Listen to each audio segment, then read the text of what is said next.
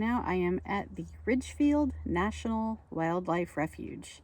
Dogs aren't allowed here, and I'm about 3 hours from where I live, so it's been a long drive. I'm looking forward to stretching my legs and seeing some wildlife. So I had two sets of directions, and I wasn't sure which one to take, and I ended up right here. And it looks like I can walk up into the wetlands here, and they have actually another map of this area that's closer. But then I want to also drive down here and check this area out as well.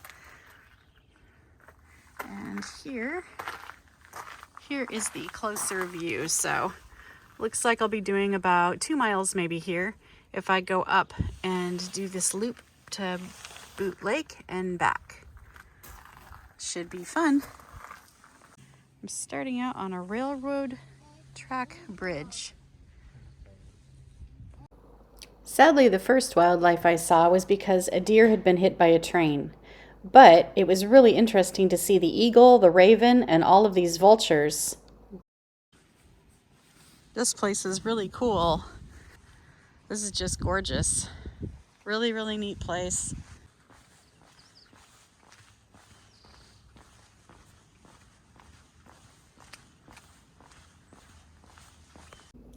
The California scrub jay likes the oak forests of the Ridgefield National Wildlife Refuge.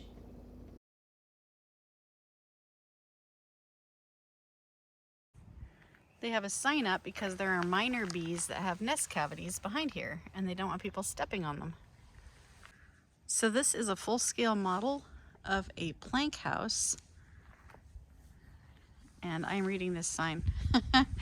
Modeled after a Cathlopodal village site, modeled after the houses in the village site.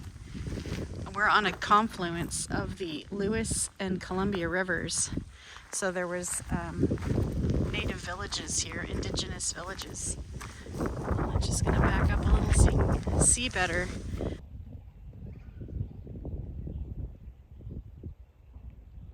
So the paved path goes to the right, and we have a gravel path to the left. I think we can come back on this loop, but I'm going to walk down to the river first and then get back down the paved path.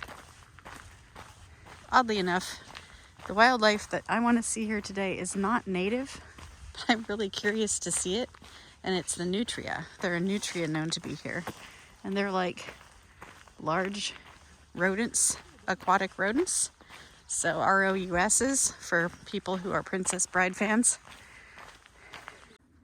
If you've come to the Ridgefield Preserve with children, there is a story walk you can take. It's just a really neat place. What I was going towards wasn't the river, it was a pond. But really nice to have all this water here.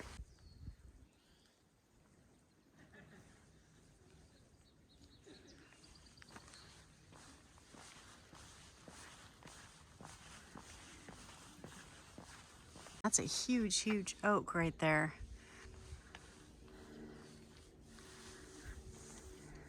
It's an oak woodland. They're saying that one is over 400 years old. There are wildflowers blooming here too.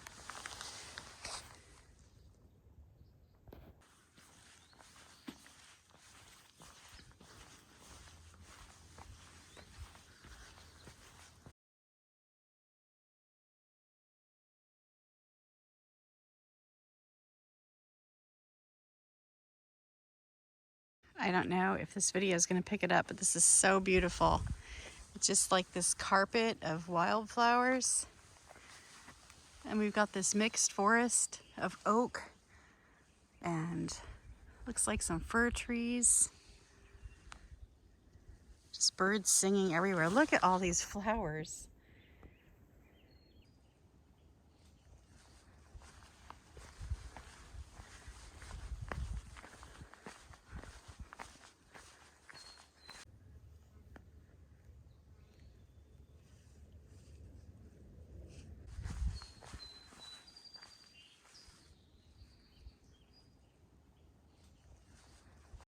Although their coloration can vary from place to place, song sparrows are found throughout most of North America, even up into the Aleutian Islands. You have to be careful when you're out here because there is poison oak as well. And there's some. A bald eagle doesn't have the fully white head until it reaches about 5 years of age. This is a fully mature bald eagle.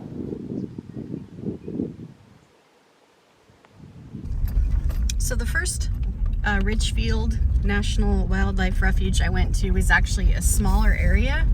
It's just where my map put me first. So now I am heading into the larger area, and this one actually has a scenic driving tour as well. So if you can't get out and take a walk looking for wildlife, you might want to consider this one for a beautiful drive. And I'm actually not on that drive yet. I am just on my way to the parking lot.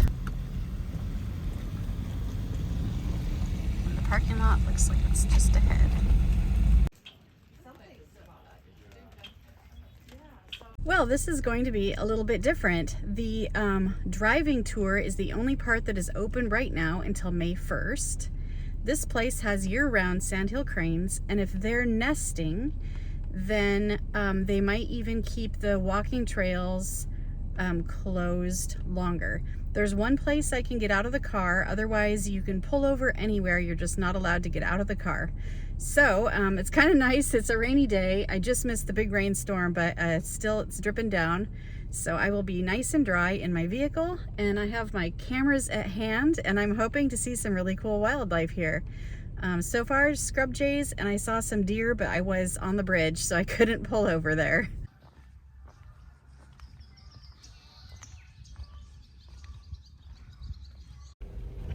Many of the birds that you can see at Ridgefield are not common in western Washington.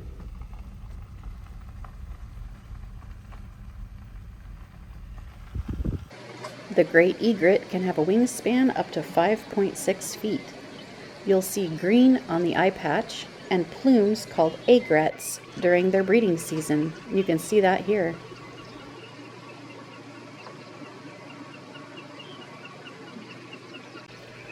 The northern shoveler has many projections along its cartoonishly large bill, which filter out its food from the water, working much like a whale's baleen. This sandhill crane population here at Ridgefield stays year-round and have even successfully raised a chick, I was told, which, for sandhill cranes, is called a colt. It makes sense considering the length of their legs.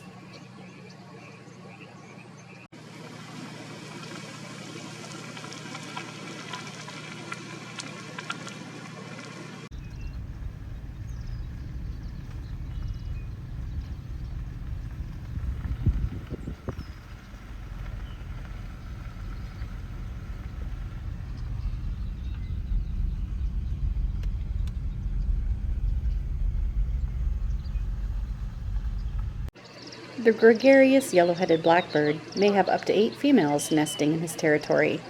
He usually only helps with the first nest, though, leaving the other females to feed chicks on their own. Sorry the next clip is blurry, but I wanted you to be able to hear their gorgeous singing voice, and that's the only one I caught sound on.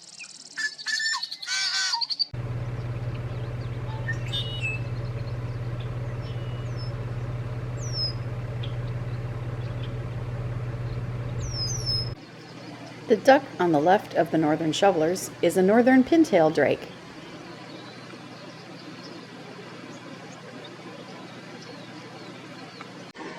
There were a lot of these long-billed dowitchers. They were really fun to watch. When they are nesting, both parents take turn incubating the eggs, but after they hatch, only the male takes care of the chicks.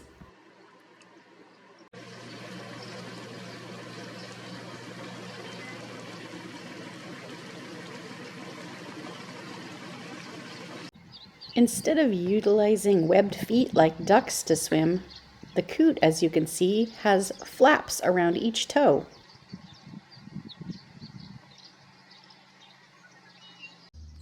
I am at the one place you can get out of your car. There is a little mossy bathroom, and just past it is a little trail that goes to a blind.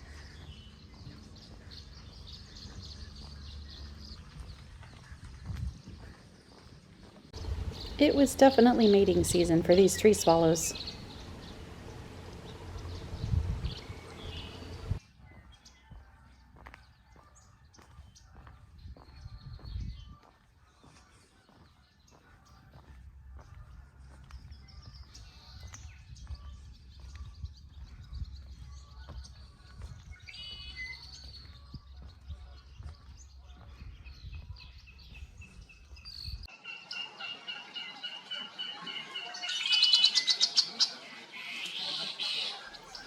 My favorite bird to see was the Virginia rail. I had never seen one before, and I learned that they will build multiple nests using some as dummies and lay eggs in just one.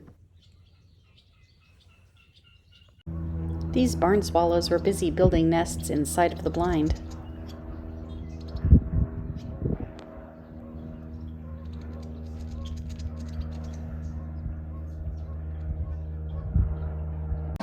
This yellow-rumped warbler would not hold still. Apparently miners in the Yukon called the golden-crowned sparrow the no gold here sparrow because they thought its song sounded depressing. I would have missed this little guy, but another birder pointed it out and said it was a lesser yellowlegs.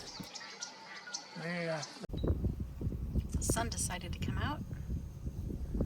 I'm still just on this loop. I've seen some really cool birds.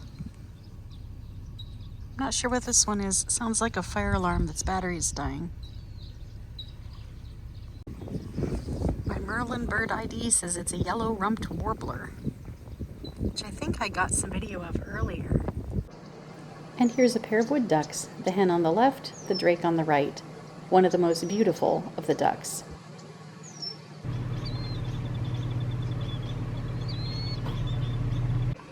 I felt really fortunate to spot this pair of cinnamon teal napping. I don't believe I've ever seen this beautiful duck before.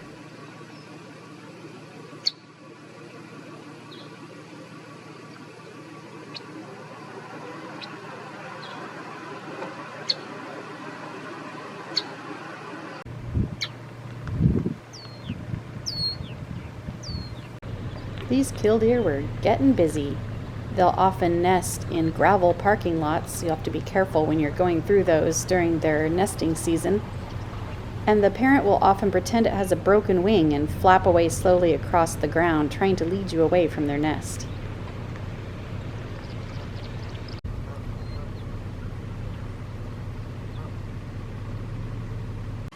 I think the turtles I saw were western painted turtles.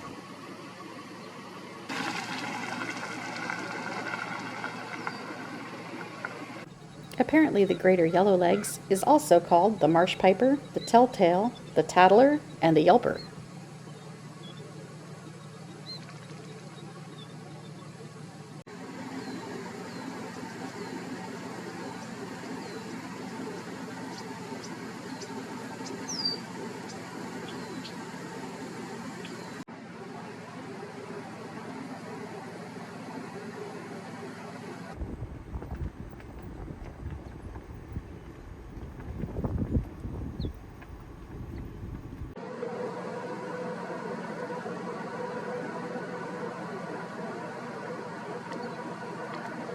That was absolutely amazing. I saw some really cool birds. I saw a couple birds I'd never seen before.